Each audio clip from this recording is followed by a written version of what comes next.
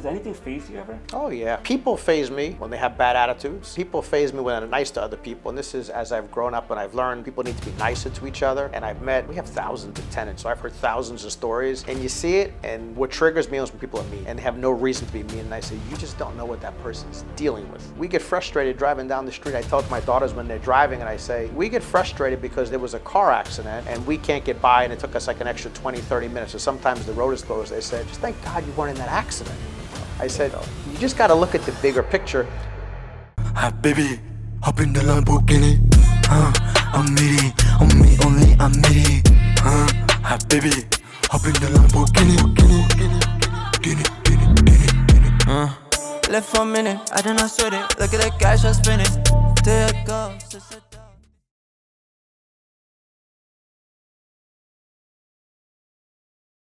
Good morning, good afternoon, good evening. It's your host, KB.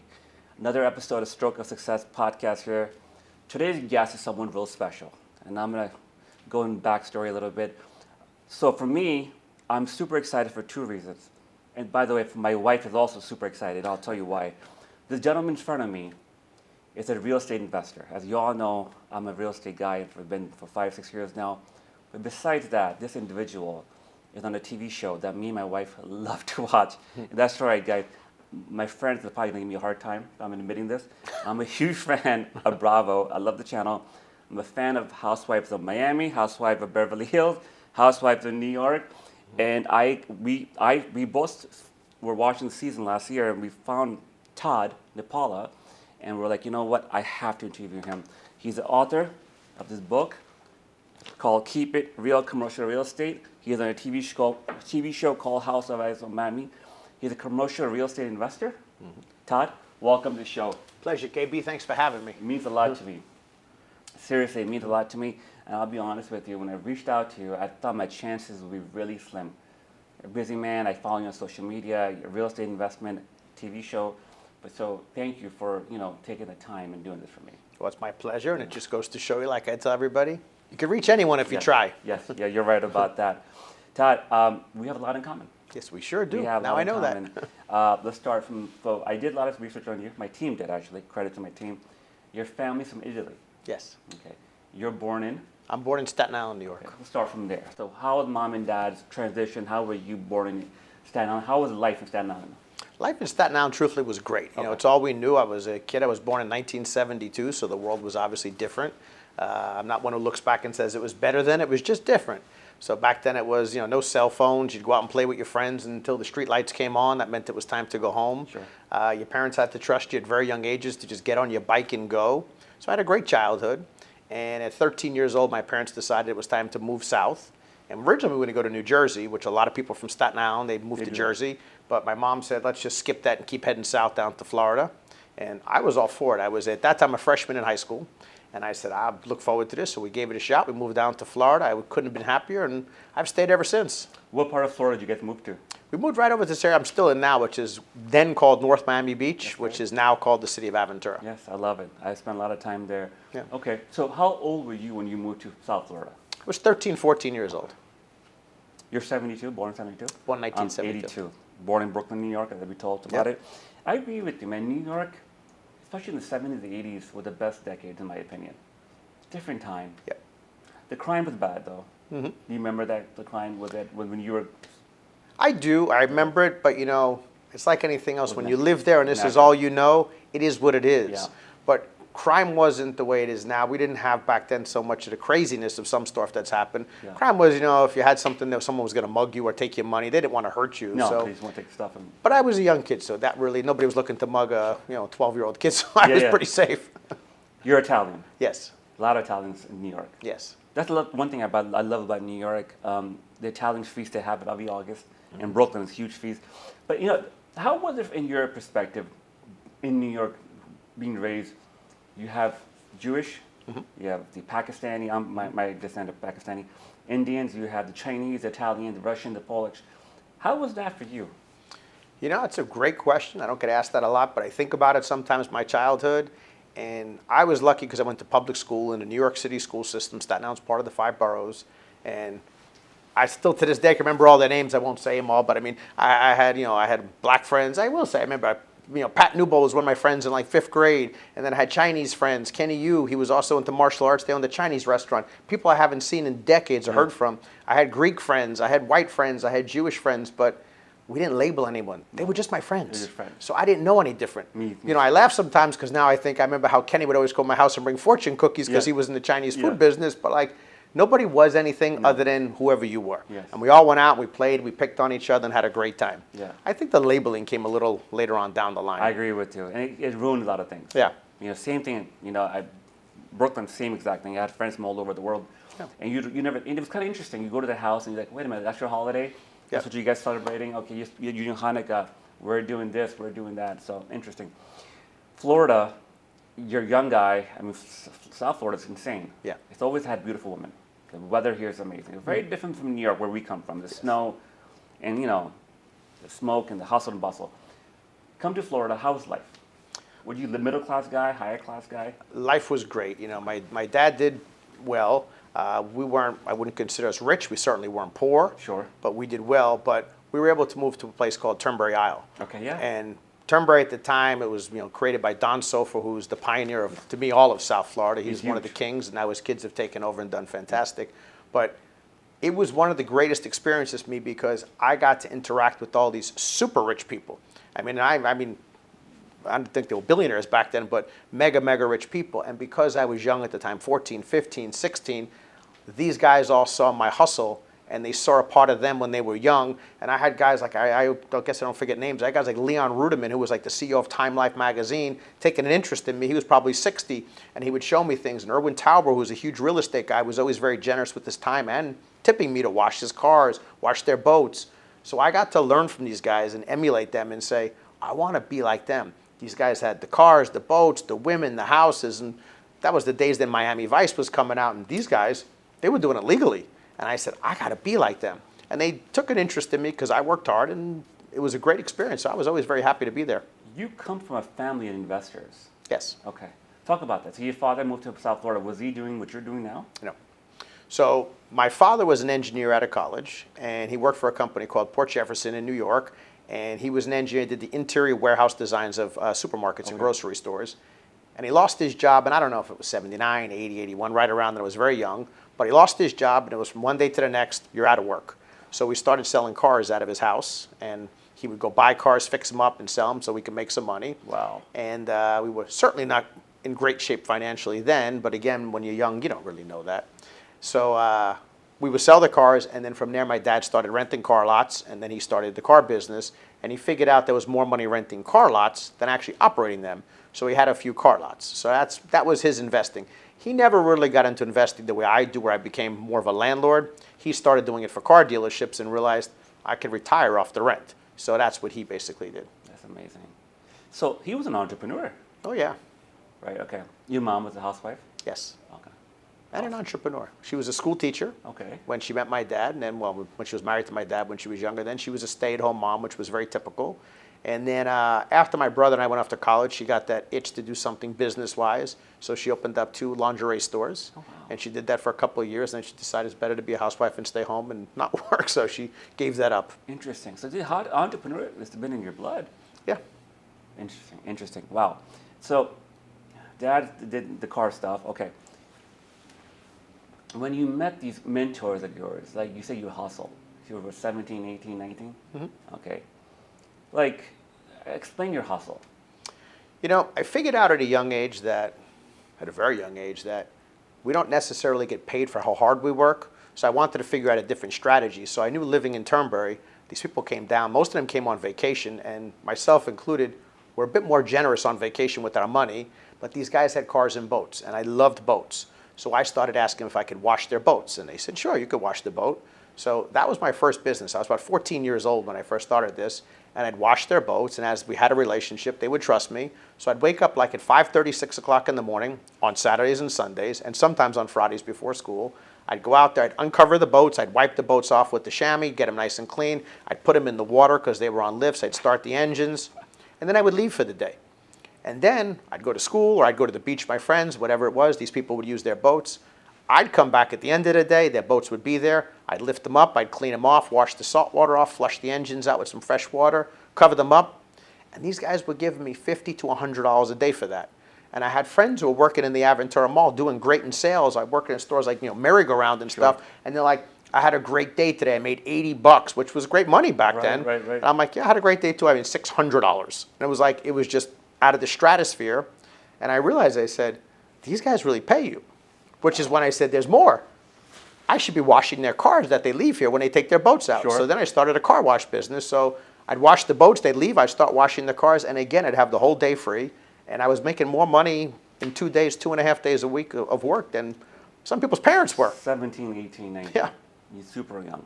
You could have been at the clubs. I was doing that too. Okay. I tell my kids this all the time, you could do both. You could do both. I was going out, I guess there's a statute of limitations, so yes, I had the fake IDs, and I was going to the clubs. I was at Facade before I probably even had a driver's license in North Miami Beach, and I had a great time. But that also motivated me, and it also motivated me because I would see some of the guys doing the wrong thing, and I noticed that it ended, whether they were scamming money or doing something illegal, whatever it was. I'd see it go from this grand lifestyle to over. So I always wanted to emulate the guys who were positioned in real businesses. Yeah, it never ends well. So I told you I came to Miami, Florida from New York. I was 18, 19, and same thing, fake ID. I knew the owner of the clubs, South Beach. And you get into clubs, and you're 100% right. You saw the legit people here with the tables and the beautiful women, and you saw the tables here with people that are doing, not so good stuff. Yep. And eventually these people, get caught. Yep. So, for my entrepreneurs watching this podcast, remember, as Todd said, you can make money both ways, but remember, the right way goes a long way. Yeah. There are no shortcuts. There's no shortcuts. Todd, talk to me. So when you're 20s, what happened in your 20s? So I didn't want to go to college, after high school. But all of my friends were leaving, so I said, well, I better go do something. I'm going to be very lonely and bored. So I went to Hillsborough Community College in Tampa. And back then, I don't know if they still have it, there was a program after 2 years you could transfer into USF. So that was my path. I'm very honest. I tell people I really had no interest in school. I wanted to work. I was throwing parties and doing things like that at nightclubs. I actually got my father owned a bail bonds company, so I got my bail bonds license at 18 years old. I started being a bail bondsman in Tampa. So school wasn't really my thing, but I went to school, which is funny now because years later I became obsessed with learning and schooling myself and reading and Google videos and podcasts. But when I was in school, it wasn't as important. Yes. So that was the next phase. And of course, after school, I knew I wanted to work for sure. I wanted to work when I was in school. But at that time, Wall Street was everything, and everybody wanted to be Gordon Gekko from Wall Street. So I went right down that lane and got into Wall Street and started being a stockbroker and then do some investment banking deals. And that went on for a couple of years. But at the same time I was doing that, I was very lucky because the business was great and timing was perfect in the 90s for that. Real estate was not a good market. But I was smart enough to figure out that as much money as you're making as a stockbroker, this is commission-based. So you can make a lot of money one week and make zero the next. So I was looking for lines of income, and now everybody calls it the trendy word is cash flow. But to me, it was just, how can I make some money where I don't have to go to work? So I looked into real estate, I looked into payphones, I looked into ATMs, I looked into everything. And ultimately, I bought my first property at 25 years old. It was a warehouse right down the block from where we are today, and I still own it. So June of 1998 to today, still own it. Still have it. 3 of the tenants are the same tenants from the day I bought it, and I have no plans to sell it. That's amazing. That's amazing. Wow. You're in Tampa, USF alumni. And for those who don't know, I went to USF also. I did my undergrad there. Insane, man. Wow. Did you have a vision? So you heard of this phrase called law of attraction. Mm-hmm. Okay. Did you ever have a vision back then? You said, KB, listen, man, I had a vision. I was going to manifest this. I want to be like that guy and that guy, that person. Was something like that in your head back then? It's another great question you have there. A lot of these terms have come around later on, like with stuff like The Secret and all, and manifestation. So back then it wasn't those terminologies, but for sure I looked up to people as role models, and I tell people, they said, well, they're your mentor, and I said, they were my mentor, they just didn't know it. Yes. I mean, I have so much respect for Don Sofer, but I don't sit around asking him business advice, but I modeled what he does, and I look at what he does, and I look at what worked and what didn't work. I mean, to me, he's an icon in real estate, especially in South Florida. But yes, I wanted to be like them, but it wasn't the law of attraction. Sure. But I certainly didn't say to myself, one day I want to own all the real estate. I want to it just kind of happens little by little, yeah. But it had to be a seed there, Todd. There had to be some, like what I'm doing right now in front of you, and I told you when my stroke happened. My stroke happened 5 minutes from here.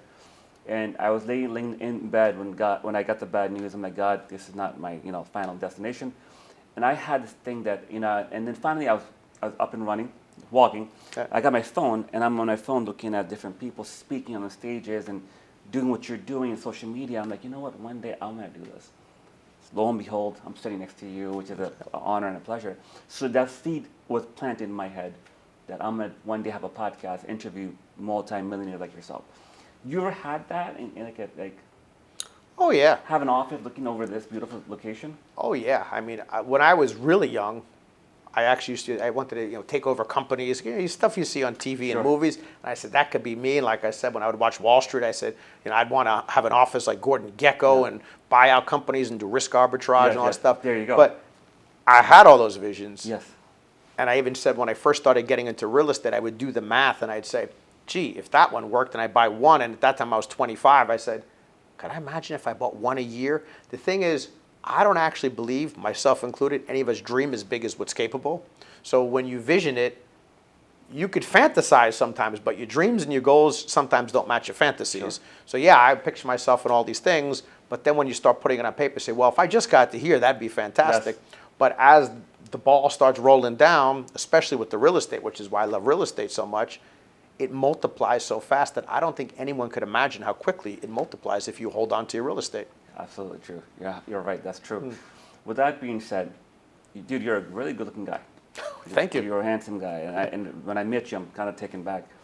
To be handsome in South Florida, back in the day, how was that? And was that distracting? I mean, like, making some money. Miami Beach, South Beach was blowing up around that same time. Like, how was that lifestyle for you? I still have a lot of fun. I'm happily married. Yes, you are. We'll get to that in a second. And my wife is beautiful, so I Yes. guess I met my match in that Beautiful. sense. Growing up in South Florida was really great. I will say, I always laugh at the line when Jay-Z says it, there's no such thing as an ugly billionaire. It is true, the money supersedes the looks, because I got a lot of friends I know that are very, very good looking, but they have no money, unfortunately don't get the same attention and access. Yeah. But growing up in South Florida is really a great place. Not distracting? I guess it could be for some. If you're focused. But if you love what you do, like this is where I want to be. I look forward to Mondays. Like, I want to do what I do. I don't go home at Friday at 5 o'clock and say, I'm done for the weekend. Give me a beer. I'm all man. Yeah. No. So I love what I do. So I'm not really distracted because this is where I want to be. And this is what I want to do. And I hope everybody finds that path of Sure. whatever it is. You want to be the best veterinarian, artist, whatever it is. Just be the best you can be at what it is and you'll enjoy it. You won't get distracted then. No. I have some friends. I have some people that I know, entrepreneurs like yourself, younger, not as successful, but man, they can't get married. They don't want to get married. They live here. They have the yachts and the Lambos and the Ferraris. And the women are just gorgeous, right? Men and women both are just amazing looking in South Florida. So It's true. It's a little short-sighted, though. yes, I agree mean, with you. At some point, you want someone by your side who's really aligned I with agree you. with And yeah, I mean, that's fun for a minute, I guess. But at some point, I agree with you. you got to stop using people, I guess. You're right. I met my wife. I was 22. She was like 19, and I've been with her. I'm 41. Right. So I've been with her forever. And if she wasn't in my corner, I don't think I would be where I'm at. Right. She's the inspiration behind this podcast. She's the one kind of pushed me to do it, right? So with that being said, you bought your first building in 1998, right? Tell me what happened to the journey after that. Would you have some setbacks? I like setback stories. I got a little lucky with the building because nobody wanted to buy real estate then. This Yes. was the 1990s after the RTC Sure. collapse and the government took over a lot of real estate.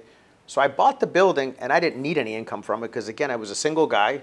And I think back then I was living well in a brand new rental community. The rent was like $900 a month for a one bedroom. I had like a Jeep Cherokee and like a limited even was like $400. My expenses were very low. So when I bought the real estate, the income didn't matter. So I put every penny I had right down to my last $50 into the property. And I even went and applied for credit cards before the closing, thinking if I'm short, I would take money off the credit cards, which luckily I didn't have to do. And I got lucky because when I bought it in June, I remember going to the closing and the lawyer, and I won't say his name because I won't use that, but I do remember his name. Okay. But he did tell me, he's like, what's your plan? And I said, well, I'm going to re-sign leases with existing tenants because of the foreclosure on the property. Those leases were voided. I said, I'm going to fill the space. I'm going to clean the place up and make it great. And I said, then I'm going to refinance to get my money back out. And then I'm going to go buy another one. And he literally laughed at me and told me, you think that real estate's that easy? And I kind of did. And then when I would go to work as a stockbroker, even the guy who taught me the business of being a stockbroker, he was laughing at me. He's like, you're going to put all that money into a piece of real estate and that's how much money you're going to make? He's like, that's the dumbest thing. And they were picking on me and laughing at me. And I said, huh. But I closed in June. And in July and August, I worked. I remember getting my first tenant. I still remember his name, Adrian LaFont. And he came in and he gave me the deposit. And he was my first tenant I signed. I did renew leases with the 4 existing tenants. We signed leases for the 3 spaces that were vacant. I had my friends come out because, again, I'm 25. So I paid them. We had beers and stuff over there and pizzas. And we cleaned the place up. We emptied out vacant units. We painted it. We made it look really great. And in December of 1998, I completed the refinance. And it appraised for $800,000. I bought it for $575,000. I was able to get $600,000 out. I got all my money plus about another $10,000, $15,000 after the closing cost, and I was off to the races. January, 1 month later, not only was the property fully cashed out, I was getting $5,000 a month in cash flow out of the property, which was more than I was probably spending at that point in time. And I was like, this is the greatest business in the world. And I was happy that people were so down on real estate because I had my pickings. Brokers would call me. I could just pick between 10 properties. The total opposite of what it is today. That's insane. Yeah, Lord who said that to you, I think his belief system probably very limited. Yeah. I think you don't know any better. So sometimes that's the best thing, right? When you don't want, Absolutely. you're ignorant and like, this is easy, and it is. Let me ask you, Todd, how often do you see people make things more complicated? All the time. All the time. I think that's one of the biggest problems, and especially I mentor a lot of young people, and I have high school kids and college kids and all ages come into the office, and they come in and they give me all the reasons why certain things won't work, and I tell them, and you're right. They don't focus on, even in life, even if it's not about real estate, like, but what about the things that could go right? Just focus on that. We don't know what could go right or wrong, but just focus on what could go right, and when something goes wrong, you'll deal with it. I mean, look, we're in real estate. Hurricanes happen, fires happen. We had a car drive through a window last week, and it's going to happen. But deal with it one by one. Don't anticipate the bad. That's insane. So I have a coach, a mentor. He's helping with mindset and stuff. And we had a session yesterday, and he said, he goes, KB, tell me 3 emotions that you think, a feeling that you would like the best version of KB should have to be super successful. I'm thinking. I go, cool, calm, collective. He goes, yeah, all right, so write that down. Cool, calm, okay. Second one, unfazed. And number 3 was abundance. So if me and KB, and I'm here, and if I see the best version of myself walking in, the multi-millionaire KB walking in, he should be unfazed, he should be abundant, and should be super focused, right? That describes you. You had a car come into the building. And does anything faze you ever? Oh, yeah. People faze me when they have bad attitudes.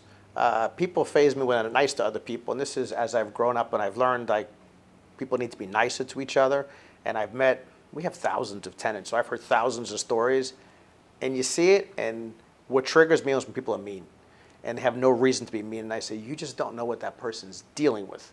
And at any given time, even like I said, like, we get frustrated driving down the street. I tell to my daughters when they're driving, and I say, we get frustrated because there was a car accident and we can't get by, and it took us like an extra 20, 30 minutes, or sometimes the road is closed. They said, just thank God you weren't in that accident. There you go. I said, you just got to look at the bigger picture. And I guess people say, oh, it's easier for you now. It's only easier for me now because I've gotten older and wiser. And for sure that expression, with age comes wisdom, is for sure. But I'm not going to let issues that are minor bother me. If it's not a problem in a couple of years from now, it's not a problem at all. It's just a situation. Yeah. But that's just how I live. The only thing that really triggers me is bad people. Yeah, that's amazing. Todd, you have 2 daughters. Yes. I have 2. I have 6 and 5. Man, handful. I get very fearful of the future to raise them. I'm going to raise them the right way, good values. You seem like you're doing pretty good as a father. Talk to me. What advice would you give any young fathers, my viewers, how to raise good kids? Well, first off, congratulations on being a girl dad. Thank you. Yes. I was like the typical man. I wanted boys till I had girls. Yes, me too. And my daughters are probably the same as yours. They're about 18 months apart, 17 months apart in age. And let me tell you, becoming a parent, everyone tells you, it's this, that.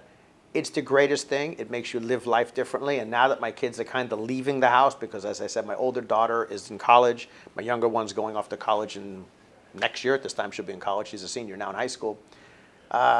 I've always had a great relationship with my kids. Yeah. But my thing has always been, I trust them. I really tell them the truth, and I explain that this is their life. Go make it as great as you want, or screw it up. It ultimately is in my life. So I'm not the hovering parent. I don't push them to do things they don't want to do. I don't put Life 360 on their phones to see their moves. I don't care. It's their life. They have to do it their way. But I'm also not trying to be their friend. They have to understand that. I have so many people say, oh, I want to be friends with my kid. And I even know some people who think that's cool. They want to go out and like bring their kids to a club. I think that's insane. There has to be some sort of a boundary. Maybe when they're in their 20s or something, I'll have a different saying. But I think so. Certainly at high school level, No. I'm not their friend. I'm their dad, but I'm their number one support team. I'm the one they'll call if there's a problem. But when things happen, I teach them, even like I said before, you said about being unfazed. You know, my daughter, my young daughter, if something happens to her, like she was driving a car and something hit her, like it's just a piece of metal. As long as you just made this call to me, I could care less. So they learn to relax that way. They go after their own goals. I would love for them to come work with me one day, but I don't make them. They're free to do what they want. But I do have one rule. If they want to work here, they need to go work for another company for at least 2 years. They need to have real bosses and real people other than me, and then they're more than welcome to come here. But they do love real estate, thank God. That's So. amazing. Dude, I could just imagine if my father owned a real estate company like yours, man, I would be all over the place. That's interesting, right? Like, I come from a single family. My mom, single mom, dad left. Very poor, very poor. And I see people whose fathers have multiple businesses doing really well, and they pick something else. Mm-hmm. This makes sense to me. I'm an entrepreneur. I want to do, like if my father had a nice business, show me the ropes. And like you said, Right. I'll go to work somewhere else and I come. But why do you think that is? You know, I read a lot, and I've read a lot of books about this, and I believe it's spot on correct. A lot of times, what you said is, no money, and you were a single mom, and you had to struggle. That's a bigger advantage. Wealth could be a disadvantage. Right. Too many options is a disadvantage. And, again, I talk about my daughters. She was getting all flustered applying to all these colleges because she was between USC and NYU and Columbia, Northeastern, and she was getting like crazy, like she was getting all stressed out. I say, want me to make this easy for you? And she goes, yeah, what? I said, you could pick 5 schools in the state of Florida only. She goes, I don't want to go to any of them. I said, right. Because all these options are overwhelming you. And I believe that, you hear about a lot of these people, you think their life is made, they have all these options and all this money and all this fame, some of these famous people's kids. It hurts them. These are unfortunately the kids that are more prone to using drugs and not being successful. And it usually is, the people we talk about today, the Jeff Bezos, the Elon Musk, these guys, Mark Cubans, these guys didn't come from extraordinary wealth, which is why it does dilute over generations. So I really believe that when you have so many options, like you said, we probably all watched Succession, and it was such a great show. You own all this stuff, and none of these kids are capable of running a toy store. I mean, they can't do anything. Because obviously it's a TV show, but a lot of that becomes reality. Yeah. So I even say to even take it further, if I was the son or a child of someone who's great at something and so successful, you might want to go a different path. Like, I don't know that I'm not his parent, but I don't know Tiger Woods' kids should play golf. I don't know that Venus and Serena's kids should play tennis. I mean, I don't know. I don't know that that's the best path because you're always in the shadow of your parent. Of course. I mean, back to Gordon Gekko, back in Douglas, who you remind me quite a bit with this gray suit on.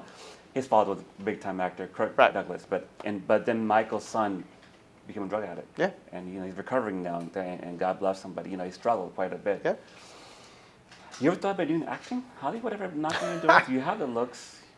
I never thought about being an actor. Yeah. I never thought about that level of work. I mean, I admire the hell out of it, but no, that was never anything I wanted to do. No one approached you?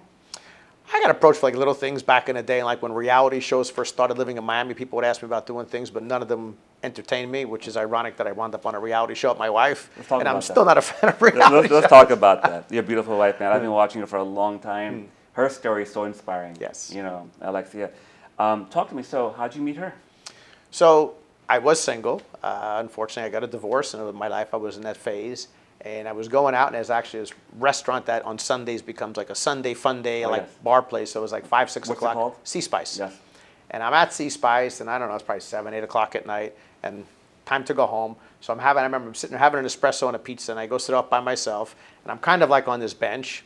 And I'm having my espresso, a little bit of pizza, I had some drinks, and Alexia, who I don't know at the time, she sits down right next to me at this bench, and she's with a bunch of her friends. And they're just sitting there talking. I just start talking next to her because I was by myself. Wow. I didn't get her name. I didn't get anything. And then she talked for 5-10 minutes, and she got up and walked away. And I was like, who was that girl? I said, I got to find out. And then after that, of course, the universe does work. And then I saw her a few weeks later, and I started talking to her. And then, from there, it took a few months before we actually went out. Okay. And then, she had a husband. She was divorced Sure. at the time. Yeah. And then, she was separate, excuse me. Sure. And I would say it probably took about 4 or 5 months of just bumping into her and getting together. And then we finally went out on our first date. And I guess they say the rest is history. That's right. And you're on the show. Yes. Tell me the first day on the show. How was it, man? Like, was it?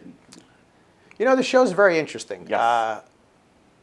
I didn't know anything about reality TV, so of course they were trying to prep me and tell me this and that, which does make you a little bit nervous. But they said, just talk and be yourself. Yourself. What I did learn is talk and be yourself, but just remember they're going to edit it. Yes. So I learned the hard way, what you say in film is not necessarily what the viewer sees. Yeah. And because this show is the Real Housewives of Miami, I always felt like, well, you're using certain snippets of the guys, not just me, all of the All of guys, them. but we're not on the show. So if the girls have a scene where it doesn't look good, they have 4 more where it looks good, so the viewer gets to know who they are. They don't really get to know who the guys are in Miami because we're in and out. So I learned the power of editing. Like I said, in season 4, which was my first season, Yes. kind of got me. In season 5, they got me. So for season 6, I said, I'd like to remove myself as much as possible because I just don't enjoy the way the filming works out for me. So that's what I did. I kind of just backed away from it as much as I can. So season 6 is coming out soon. Season 6 starts next week, November You're not 1st. in it much. No, I'm in it actually in the first episode. Okay. I have had the luxury of seeing the first episode, so I'm in amazing. it a lot. Awesome. But I'm learning to keep myself out of the situations whereby it's like a situation like last year when a man is saying something to your wife, from this kind of show, if you say nothing, you're going to get attacked because everyone's going to say you didn't stand up for your wife and you let another man disrespect your wife. And then if you say something, you went too far, you shouldn't have said it. So it depends on which way the producers decide to edit it. And I know no one likes to hear that, but they're not going to show you a 2.5-hour dinner. They're going to show you what they want to show you. So that's how the show rolls. So for me, it's not as enjoyable. Did it help you at all? I think with as they say, with Clout, social media Clout. I mean, well, with social media, I would say in the beginning it did because I didn't really have many followers on Sure. social media back then. I wasn't doing videos. I didn't write a book or very anything active at that now. point. So that phase was probably coming, but certainly it helped. I don't necessarily know that people who are following me today are necessarily housewife fans, or they're following because they're more interested in real estate and business. or both, like me and my wife. Right, so there could be both. Yeah. But I will say my wife's clout, I mean, she's very powerful. I mean, literally we could be in Dubai, we could be in London, and people come from all over the world, which is really interesting because what people don't know about my wife is that, you see her on a show, which usually involves drinking and fighting and arguing. And drama. But yes, in drama. But in the real life, this woman stops to talk to everybody and takes pictures with everybody, and she asks questions, and there's a whole backstory. So she's a wonderful person in that way. So for her, it's more of an invasion of privacy, but she's good at it and she's used to it. I accept it because people come to the table all the time and talk to you. But for me, when I'm by myself, nobody ever really bothers me. That's insane. Yeah. I mean, honestly, I didn't know you're humble as you are. I walked in, I'm like, man, this guy's gonna be a little bit tough New Yorker, the suits on. I saw your videos and stuff, and the way you approached me, you approached my videographer. I mean, I was taken away. What do you say about that? Like being humble. Were you always this humble, or did life change you? What? I am who I am. I think I was raised by great parents, and the good, the bad, the different, whatever you want to put. We're all a character. We're all here because to serve a purpose. I think I probably have gotten more humble because I tell people, to me, life is different phases. I mean, I tell all the 17, 18, 19-year-old kids, 20-year-old kids, even older, that your first phase in life is about learning, and then your second phase is where you take those tools and you go earn. Okay. And I see myself now in the third phase where I could buy as many more buildings as I want, but I don't really care about material objects so much, so that's irrelevant. So it's about giving back.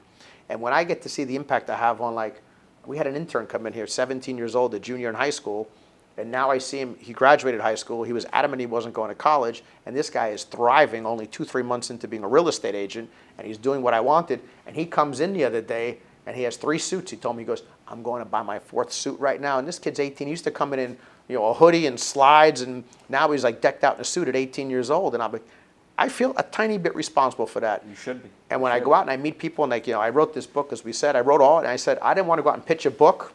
Yeah. That was keeping it real. But as you see on the top cover here, I said, I want to pitch this book. All proceeds of this book go to charity. I don't want to make any money off the book. So I give you my life story and I give people real estate 100%. advice. I don't make a dime. Cost me a lot of money because I had to hire people to help me a little bit. About that. Yeah. But Wow. I give it away. So life Guys, makes you who you are. This is check this out. Where can we find it, Todd? You could buy it if you go to toddnepola.com. Okay. It brings you right to the link for one. Or you could certainly go to Amazon, Barnes & Noble, Target. Everybody has This the is book. amazing. Yeah. We'll put a link on the video as well. Todd, like you're very successful. Let's talk about that. And I don't want to make you uncomfortable. Like, you want to talk about how many properties you own? A lot. A lot. A lot. Do you remember the count? I kind of lost count a little bit. You know, I probably lost count. Yeah. I could tell you if I woke up every day and looked at my balance sheet, that would probably drive me crazy sometimes. But you don't do it. That's not what it's about. You know, I have no problem when a lot of people say, you know, I want to buy real estate and I want to make money from that property and I want to buy a boat with the free cash flow. And I say, well, that's great. And there's nothing wrong with that. So the real estate is a means to an end for you to go out and buy the boat. To me, the real estate's always been about multiplying and buying more and more real estate. So how many buildings I own, I could tell you I'm hundreds of millions of dollars in debt, and it's all good debt. I don't have any personal debt. Good debt. But it's just I want to keep buying more and more real estate. That's amazing. You don't own the house you live in. Nope. See, I researched you, man. I got you in there. I'm like, tell me about that. What's that about? Like, Grant Cardone said the same thing, right? So, A lot of people say the same thing, and some people take it the wrong way. It's actually comical because on the coming attraction of this year's show, they say, oh, Todd's having financial problems because we had to move. yes, No. I heard that. We lived in a rental apartment. Well, it wasn't a rental apartment, it was a condo, Yes. but we rented it. Beautiful. And it was for sale. And it sold. So we had to move. So I said, the only financial problem I have is like everyone in Miami is that I now spend more money for lesser of an apartment because rents have gone up. But, you know, that's just the clickbait to Yes, get you in. of course. But I have no problem with people owning homes. I'm not anti-home ownership. I'm anti-being delusional. I owned homes when my kids were little because we wanted stability. We had the houses with the garages and the pools and everything.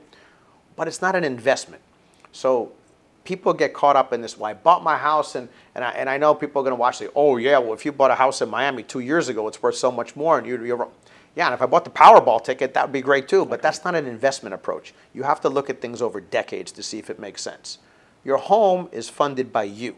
Your job, whether you're a doctor, a lawyer, whatever you want to be, your home is funded by you. Hence, it's not an investment. We pray it goes up in price, but historically speaking, it probably won't go up as much as the S&P 500. So it's not a great investment financially. It's a fantastic investment for your happiness, just like getting a boat could be fantastic. Just don't kid yourself. Now, I was renting after I moved out when I was first single. I left my wife and kids, they were in the house, and my kids would come stay with me part-time. So I rented an apartment. From there, Alexa and I wanted to we moved into a building together, and we got an apartment, and we rented. And then my kids came to live with us full-time, so we needed to move again. So we quickly moved again.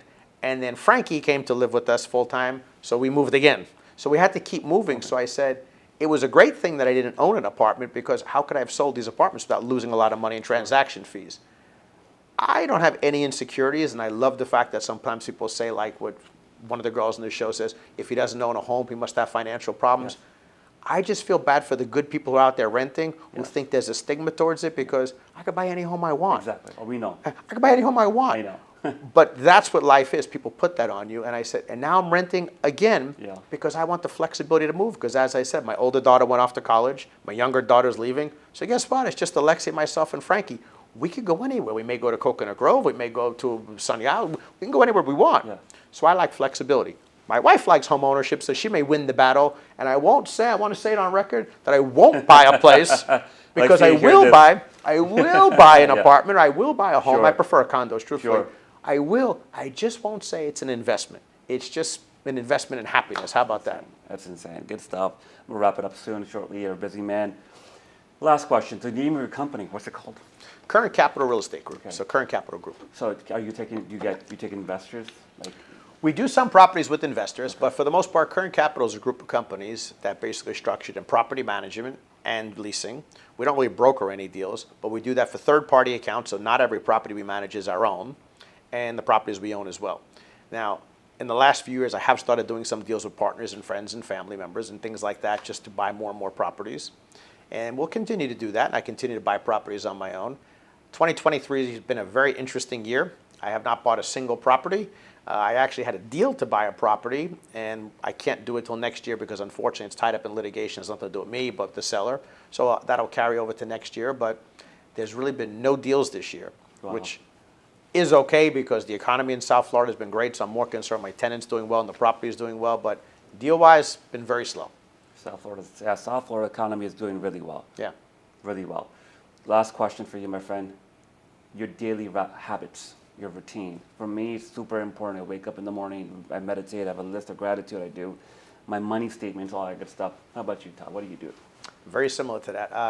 I think we all are creatures of habits, and I follow things. So for the last however long I can remember, I do wake up in the morning, and I don't know where I read it, but before I get out of bed, before I touch my phone, before I do anything, I'm blessed that I have a view of the ocean.